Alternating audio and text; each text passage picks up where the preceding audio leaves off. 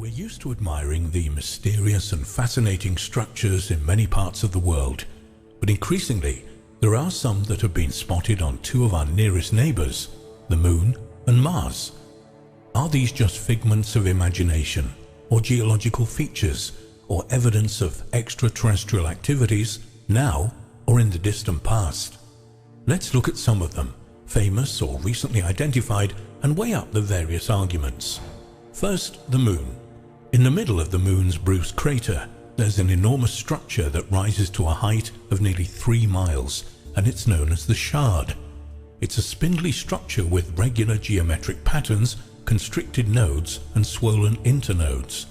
Computer enhancement shows an irregular outline with reflective and non-reflective surfaces, and the intensity of the reflected light suggests that they're looking at glass or crystals.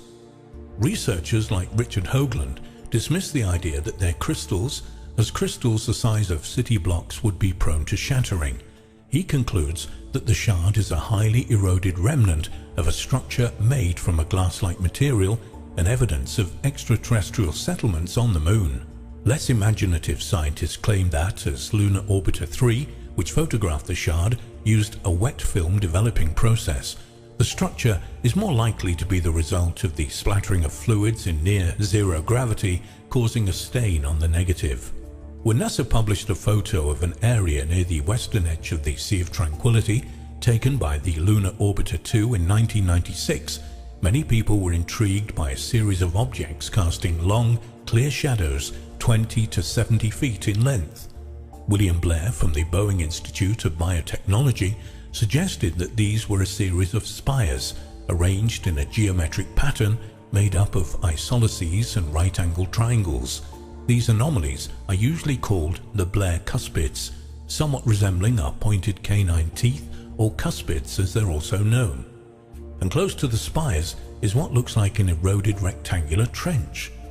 US government scientist Dr. Thor Karlstrom speculates that the Blair cuspids may simply be ejected material from an impact or the eroded cones of old volcanoes.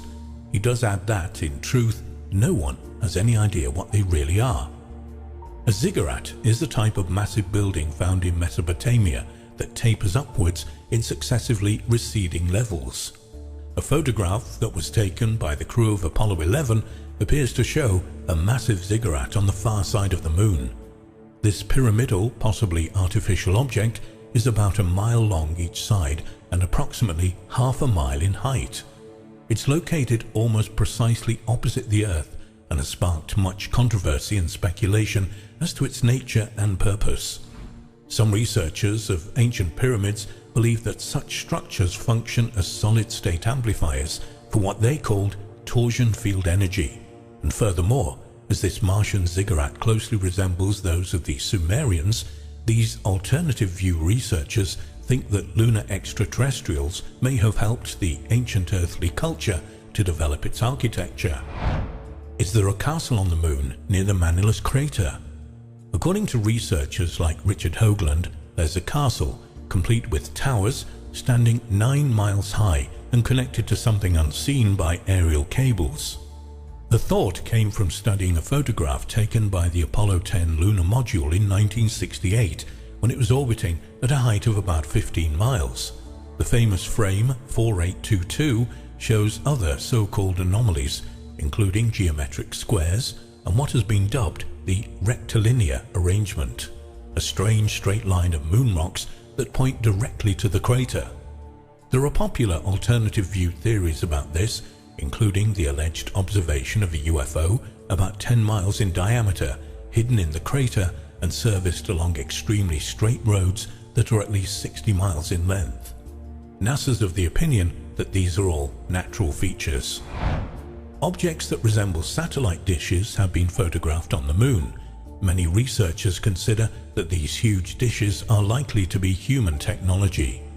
This might back up the contentious theory of a secret space program that's been running since the late 1940s, establishing colonies on the Moon, Mars, and several of the large asteroids.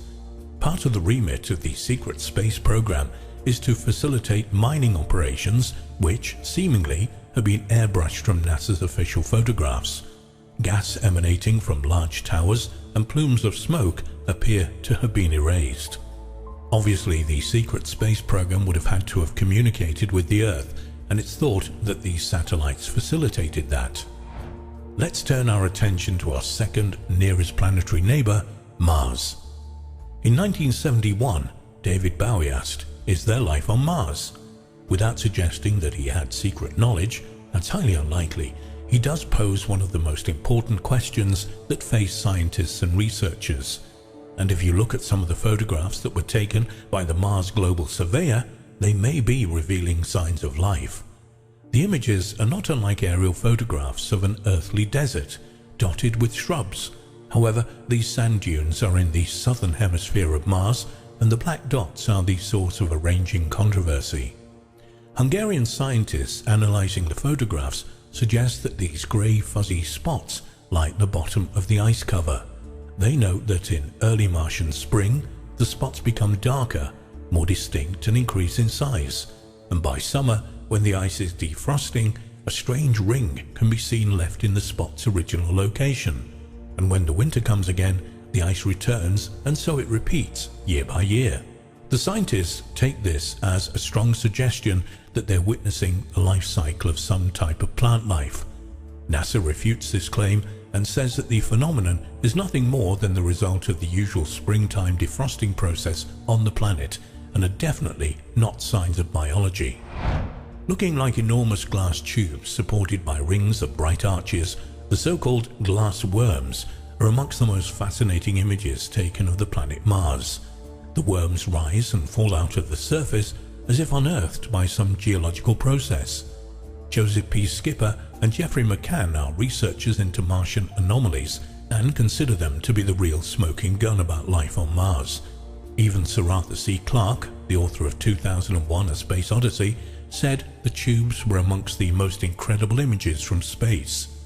The official term for them is dune trains, and NASA insists that they are entirely natural, nothing more than rows of sand dunes. Appearing on the side of a Martian cliff, there's a highly geometric structure that resembles a two-story building. It's been nicknamed the Port. Facing the camera and in shadow are the first four walls. The second floor comprises a square structure that's rotated precisely 45 degrees to the first, and on the roof there's a clear, precise circle which somewhat resembles a helicopter landing pad.